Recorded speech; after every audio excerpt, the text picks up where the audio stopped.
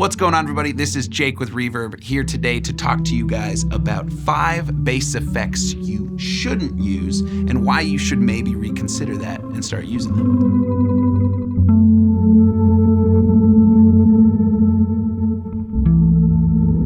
So we've all seen countless videos, articles, lists about which bass effects you should maybe consider having on your board. We've made one of those ourselves. What I want to talk about today is some of the pedals that often get overlooked in those sorts of lists and why you might want to reconsider using those effects. Now, full disclosure, these are much more creative types of applications for these effects than you might find on your bread and butter gigs. I don't know that I would recommend bringing some of these pedals to church or to the bar that you play at every week. These are more for creatively exploring different new frontiers with the bass. And with Reverb, it's an easier time than ever to get a used pedal for cheap, and if you don't like it, sell it for about what you paid for it to get yet another big muff.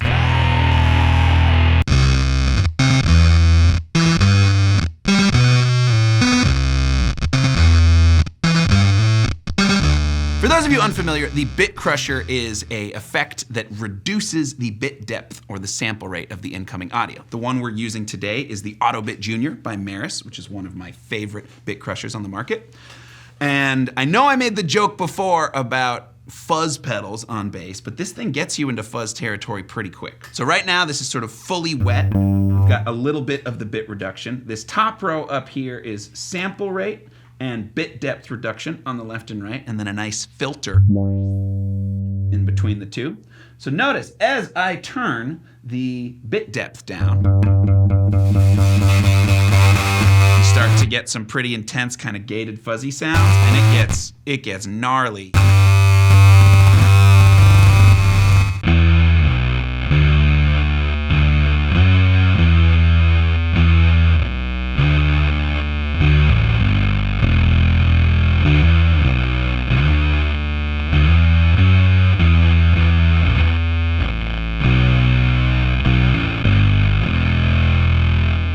So as you heard, this thing does the fuzz thing pretty well. It also does sort of like cora or like prepared ambient sounds, if you really know how to dial it in.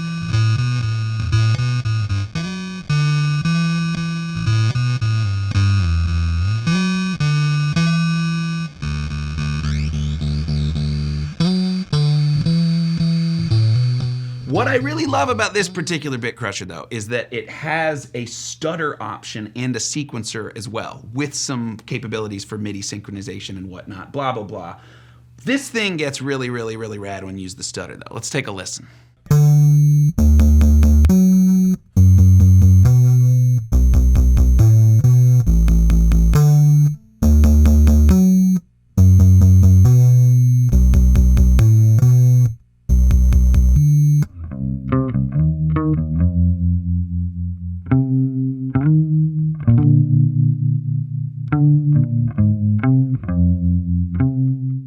All right, up next, we're going to take a look at the tremolo effect. All of you, I'm sure, are familiar with it. If you've got a guitar amp, it's got a tremolo built in. It's just turning it down at certain intervals, not really up, but turning it down at certain intervals. Today, we're going to be looking at the Walrus Audio Monuments tremolo, which is a pretty subtle tremolo and has a harmonic trem option, which is even more subtlety on top of a pretty subtle effect. So a couple ways that I like to use tremolo on my bass boards or when I'm recording bass.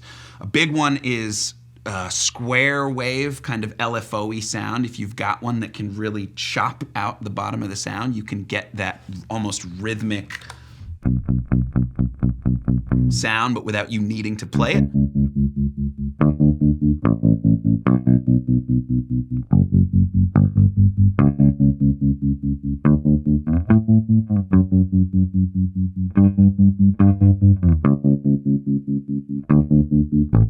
Another really good one is any kind of bass chords or bass thirds, anything like that, sixths.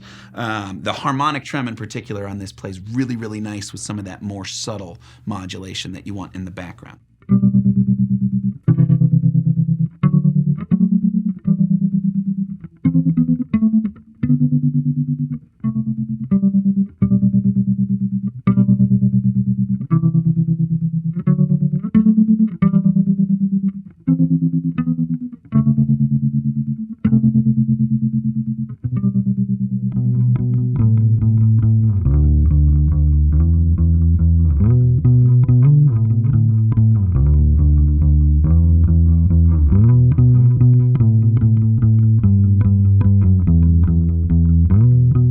Moving on, the third effect we've got for today is the delay. Echo, if you're British. This is a very classic effect that we've been hearing on a lot of different things. You've maybe heard a little bit of bass, like slapback in the 60s and 70s.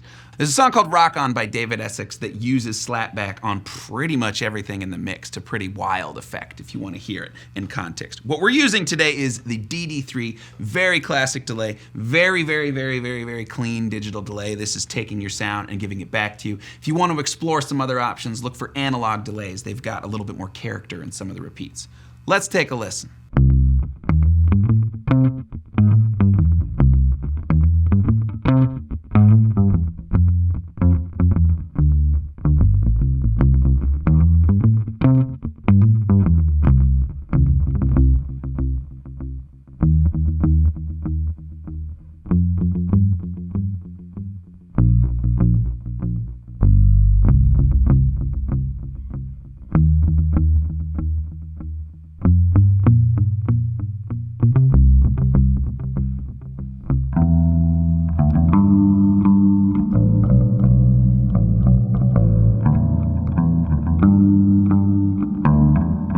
Reverb is a sound that we hear on pretty much everything on every mix that we've ever heard, but the bass is often left out of that conversation, and today we're gonna change that.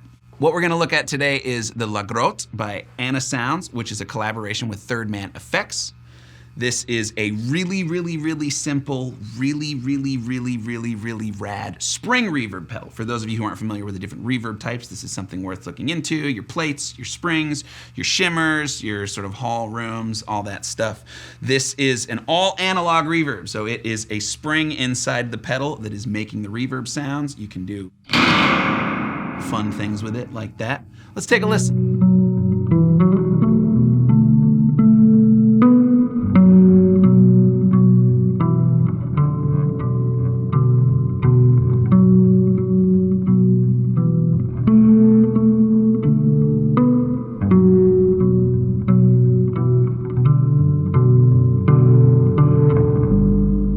Just to give you guys some options, I know we love options here. This is the RV2 by Boss. It's a digital reverb, so this being a digital reverb, you've got a lot of tonal options at your disposal. This has a ton of different reverb categories, your plates, your halls, your rooms, etc. It's also got some EQ options, and you can really adjust the size of the reverb to taste, right? You can make something shorter, make something a lot longer, versus something like the La Grotte, which is pretty much just what it is, right? There's not really a decay option on an actual spring that's vibrating with the sound.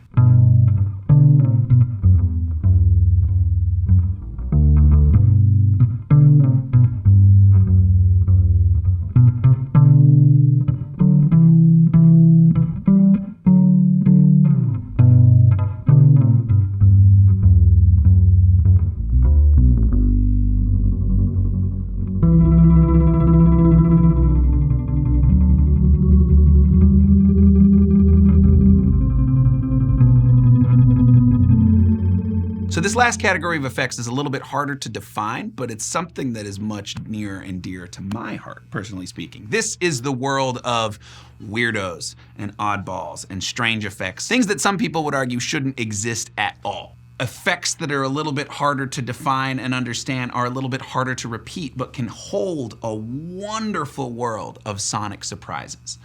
I'm kind of looking at this category today under the lens of your dynamic loopers or responsive freeze pedals, something that's not just gonna grab the sound and hold it, but is going to do something with it after you play. The effect we're gonna use to demonstrate all of this today is the Onward by Chase Bliss, which has basically two effects inside of it. You've got a dynamic glitch on one side and a dynamic freeze on the other, both of which respond to your playing in some interesting way. These are pedals that I look at more like standalone instruments than effects that are going to change the sound of what you're doing. The learning curve is steep, but the rewards are also very, very high and numerous in my personal experience. Let's take a listen.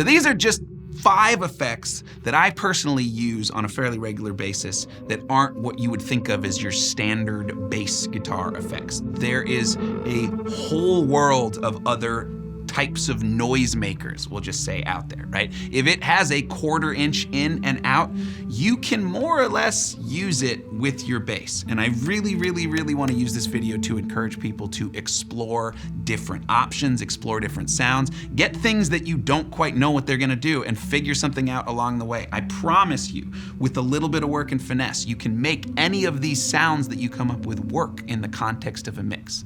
Let us know in the comments what weird sounds and pairings you've come up with on your own. Let us know which ones of these you liked or even didn't like. Until then, I'm Jake. I'll keep tinkering. See you soon.